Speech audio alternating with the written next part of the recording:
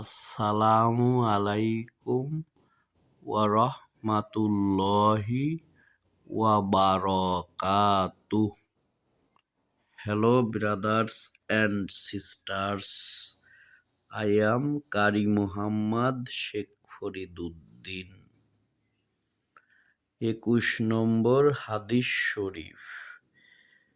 লা ইয়াদখুলুল জান্নাতা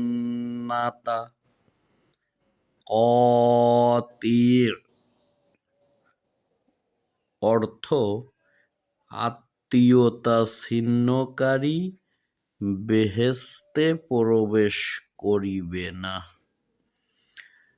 আমাদের নবীজি হযরত মুহাম্মদ সাল্লাল্লাহু আলাইহি ওয়াসাল্লাম বলেছেন, আলহামদুলিল্লাহ